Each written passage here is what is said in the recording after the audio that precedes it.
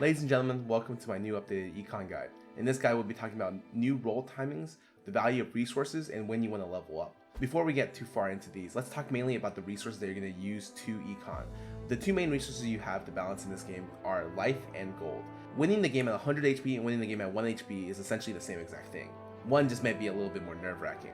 Now for gold, how do we gain gold? Gold is gained by winning rounds, win or lose streaking, and getting interest. These are points we covered in the last video. If you need a refresher course, you can go look at the video over here. How you should think of econ is that it's not a strategy per se as much as it is just playing the game. Good econ leads to good winning the game and putting yourself in a good position to win the game. You can't go into a game saying you're going to econ. That doesn't make any sense. You should aspire for every game to have good econ. You should think to yourself, at what point do I level? At what point do I roll down? And am I healthy enough to be able to tank damage to get to the next stage? Let's talk about level timings and when you should roll down.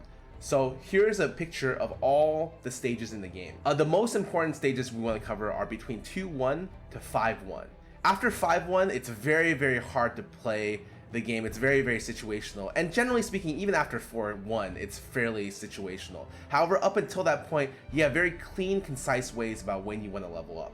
Remember, the most important thing about level up timings is the fact that you gain 2 XP around passively, but you can only buy XP at chunks of 4. So what this means is that every other round is a perfect interval. You'll hear streamers talk about this a lot. A perfect interval is when you don't have any leftover gold when you push a level. And so that's when you want to kind of look to level most of the times. Additionally, you want to level and roll down at times where people tend to spike. Now, when do people tend to spike in power? They tend to spike after creep round, where people are putting all their gold and saving up all their gold to level up. They tend to spike after they get an item from the carousel. And so those are the two main points where people tend to spike in terms of power. Your job is to make sure you're powerful enough to withstand that spike without taking too much damage, or else you too need to be more powerful as well, which typically means you roll down. In the first stage, stage 2, 2-1 and 2-2 are the timings to level up. If you think you're strong, you should level up in one of these two aspects. Now, what does this actually mean? When I say strength, it's always variable to your board as well as the board of the other people in the lobby. So let's say you have 2 stars, as well as you could fulfill a synergy by leveling up. I would always push for a level up in this situation from 2-1 and 2-2. Second decision is, when do I level up to 5? If you're strong and you can contest the lobby, you can level up after the carousel when you complete an item, or you can wait until to 7, which is the creep round, to level up to 5. Generally speaking, you want to level up to 5 by the creep round, if not the level after the creep round. If you have no 2-star units by the creep round, you need to level up, or else you're going to lose the creep round, and the potential item is worth more than any gold you could possibly get.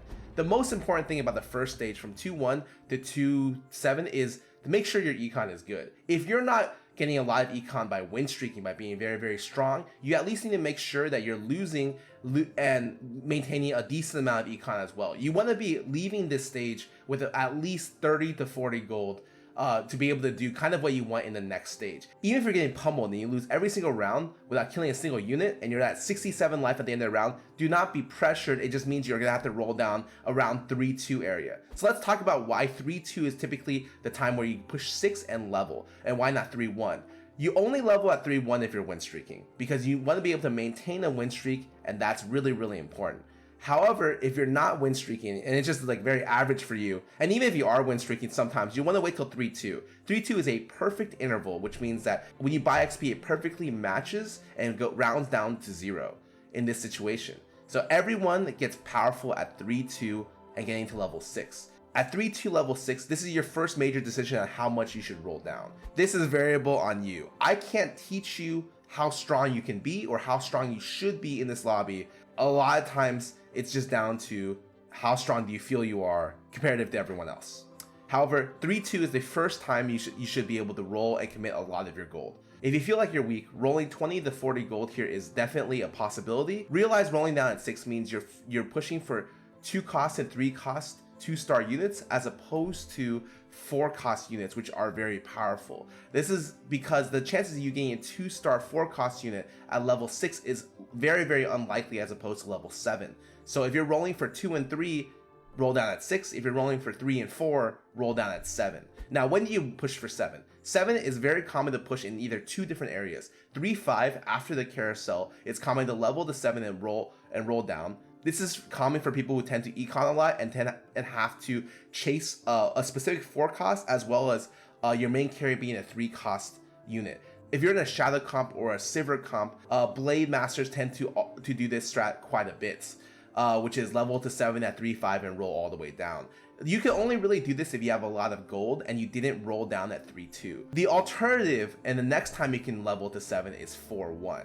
4-1 is the average time to level to 7 and roll. This is probably going to be where you finalize your team comp, where you figure out exactly how strong you're going to be, and kind of know if you're pushing for a top 4 or a first place push. Top 4 if you're weak, first place if you're really strong.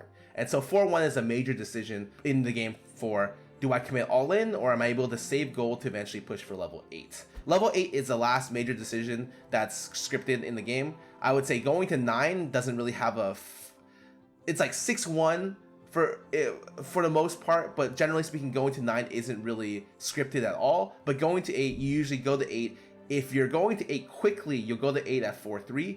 Potentially 4-5. However, if you're going to 8 slowly, 5-1 is very common as well. And those are the 3 major timings to go to level 8. They're perfect intervals, as well as the fact that level 8 allows you the highest chance of getting a 2-star 5 cost unit early. So if that's what you're shooting for, going to 8 by these timings are the most common. If you need a quick refresher about level down timings, as well as when to roll down, this is how I see it.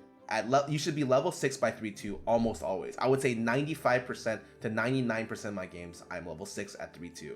If I'm weak, roll down a little bit. If not, then I level to 7 on average at 4-1. At that point, then you make the decision, do I push 8 quicker or do I wait till stage 5 to push 8? Regardless, that makes it very, very simple for you to keep track of. 3-2, 4-1, 6, and 7.